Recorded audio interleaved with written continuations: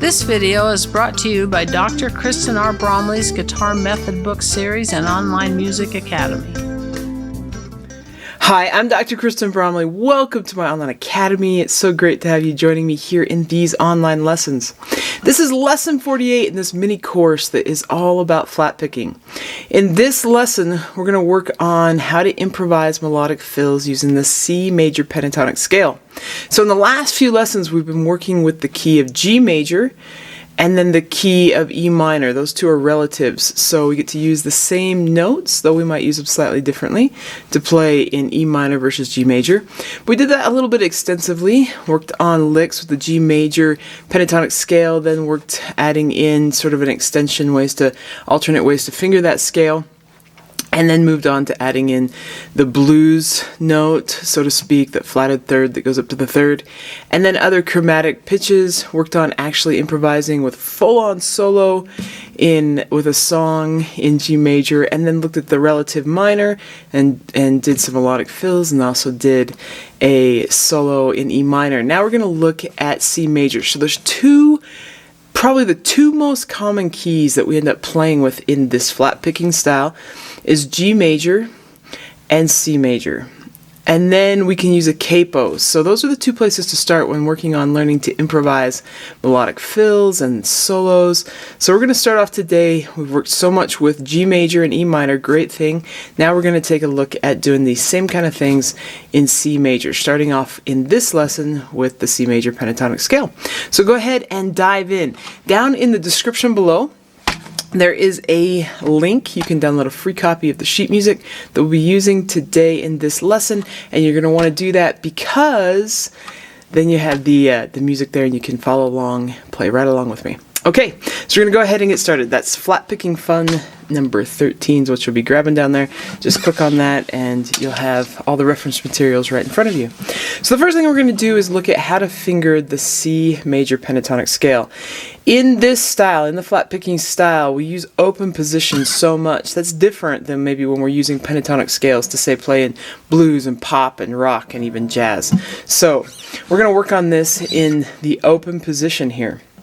The C major pentatonic scale has, if we compare it to like a regular C major scale, the C major scale has C, D, E, F, G, A, B, and C. The C major pentatonic scale just has the root, step 2, step 3, step 5, and step 6. So it's got C, D, E, skips over the F, then has G, A, skips over the B, and has C. So at the top of the page on the sheet music, I've got written out here how to finger this and how to play this scale with all the notes that are available to us strictly in first position. So you can play this right along with me. We start off on the C, and we go to the open D, second fret for E, then the open G on that third string, second fret, and then on the next string we got first fret for the C, third fret, open top string, third fret. We come back down, open, third fret, first fret, then second fret on the next string, open, second fret on the next string, open, third fret, and then open, third fret, open, third fret, open, and then we're there on the C. So what we did here is we played from the lowest root, which is that C note, all the way to the highest note available to us in the position, which is the G, down to the lowest note, which is the open E string, and back to that C. I'm going to go ahead and play it without talking. You can play right along with me if you'd like to. So you got 1, 2, ready, and...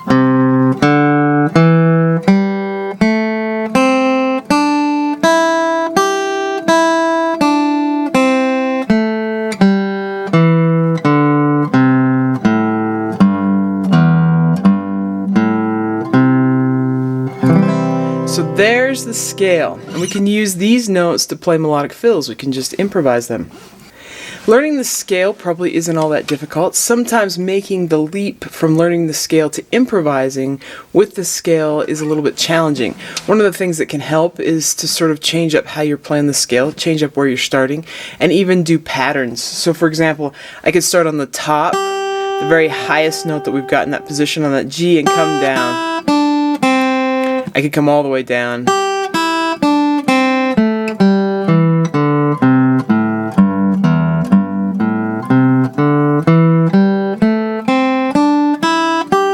could do it like that. I could also do patterns, like if I did things in groups of 4, like, so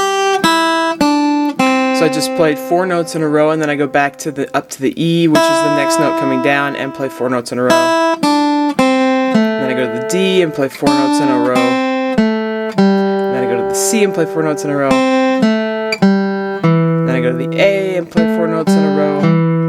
The G and play 4 notes in a row. And so on. I could do it the other direction as well. And so on. You could do groups of 3. You can just kind of change it up, create little exercises for yourself to kind of get comfortable knowing where those notes of the scale are. The other thing that really helps is to learn some ideas, some licks. And I've got some written out here with Flatpicking Fun number 13. So what this does is it has a little melodic fill that then alternates with strumming the chords. Bass, down, up, bass, alternate. I've used the strumming pattern a lot in this course. And so you should be familiar with it. If this is the first lesson you're jumping into, it's written out there. You can also look back at previous lessons in this mini course. In the first several lessons of the course, we worked on this very strumming pattern. Bass, down, up, alternate, bass, down, up. So you get the C, and we're just using the C chord with this Flatpicking Fun. So we're going to be alternating with that. We've got these little melodic fills. I'm going to walk us through these. Learning different ideas, memorizing different ideas can help our brains start to figure out how to create ideas of our own. It's sort of like when we're learning to speak a language and we hear our parents or other people talking and we start to pick up words and then we start to say words. It's kind of the same idea until eventually we've got a bunch of ideas in our head and our brain knows how to create our own ideas. So I've got some great ones written here that can help you get going, and I'm going to play through them, kind of get you an idea on how they sound. With these, you can work on each one individually over and over and over until you feel comfortable with it. You can also play this whole thing as sort of an etude.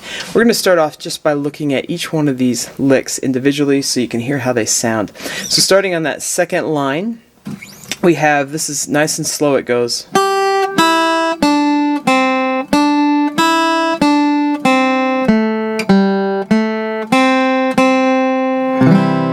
All of these sort of land on beat 3 and 4 in that second measure, playing the C note and then the chord. Now you don't have to do that, but in this etude and when doing melodic fills, a lot of times we will come around and land on the chord, and then we've got some strumming of the chords, so kind of go back and forth. We don't always have to do that, but this is a great way to target, and all these kind of target that note, sort of get in our ear how we're going towards the home note or the root note of the key as a target point. So I'll play that one a little bit faster.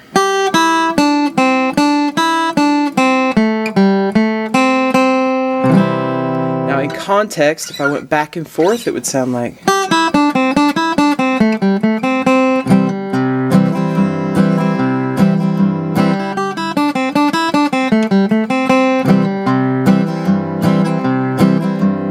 So that's how that works. So you've got that one. Let's go ahead and look at the next one. I'll play that one so you can hear how that one sounds.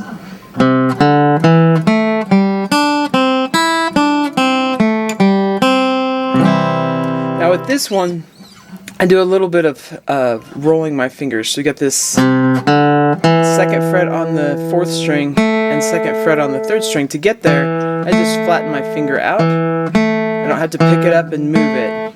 That creates sort of a delay, or it's harder to play fast that way. If I just roll it, it comes quickly. So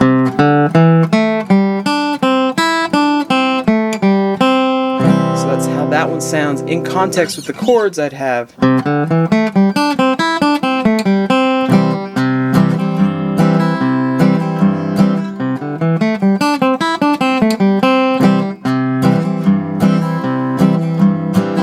So that's how that one works. If we take a look at the 3rd line on that page, this one has a hammer-on. We've discussed hammer-ons before, but I'm going to play that open G string and then put my middle finger down on the 2nd fret without replucking in my right hand. We can add in more slurs, hammer-ons, pull-offs, even slides, even throughout some of these licks. You can learn them without, you can always pluck with the right hand, so you can learn them without the slur, and you can add the slur in. You can add slurs in on other ones of these that I haven't written anything in, like that first one we did. I could do slurs. Did did some pull-offs everywhere I went from a higher note to a lower note on the same string. So that can be added in. So on this one though, I've actually written it into practice, so you can do that if you'd like to on this last line here on this first page. So it sounds like this. I'll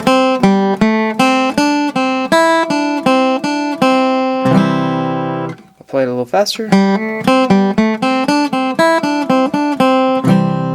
I'll put it in context here with the chords.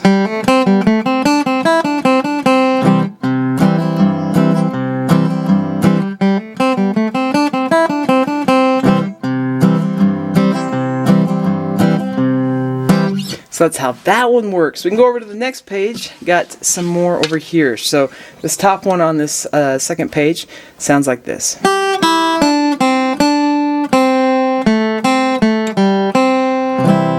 So I'll play it a little faster. Put it in context with the chords.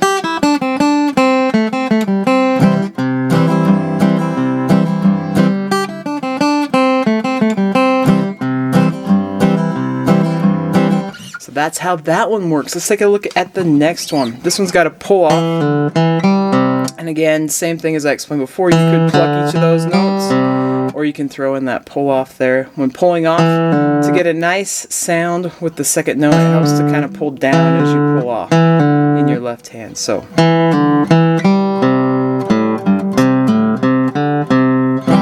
gotta pull off in that second measure too. I'll play it again.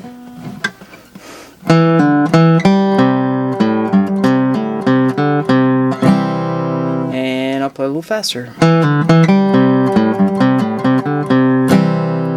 Okay, I'll put that in context with the chords and play it a little bit faster.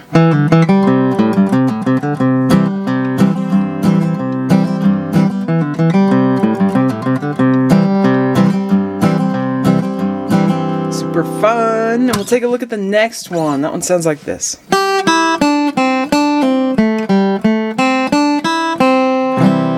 So one more time.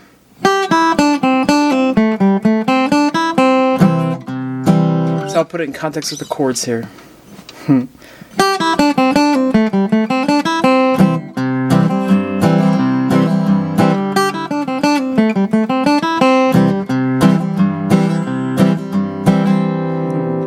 then the last line on that page, you see the slashes, that's written out so you can improvise your own.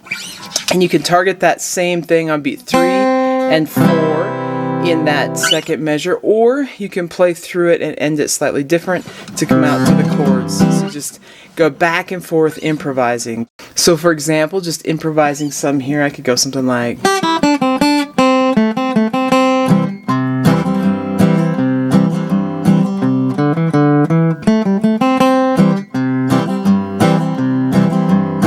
and so on and so forth at different tempos. Okay, so that's a bunch of licks that get you going inside the scale, give you a bunch of ideas you can learn and work on each of those. You can also play this whole thing through as an etude, and which also gets the ideas and just going back and forth between the chord strumming and then playing the melodic ideas. So I'm going to go ahead and play it all the way through as if it's an etude. So I'm going to start off with that second line on the first page and play through all 6 of these. And then of course you can continue and improvise your own. And you can play right along with me if you'd like to. We'll take it in a nice even tempo here. So you got 1, a 2, a 1, 2, 3, 4.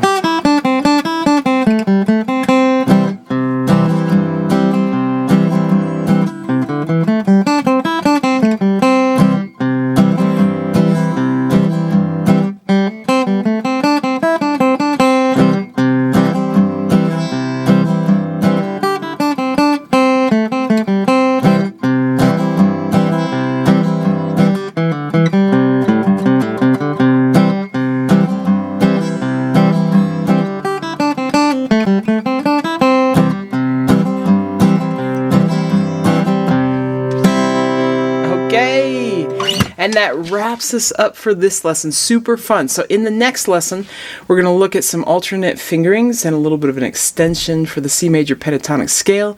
It's going to be great. I hope you're having fun. Take care, and we'll see you again.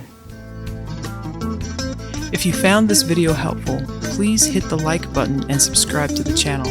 For more in-depth lessons and to progress through a free guitar course, check out my Guitar 101 series on YouTube and my guitar method books, which all come with access to hours of in-depth video lessons. You can find more information about me and my products at kristenbromley.com. Take care.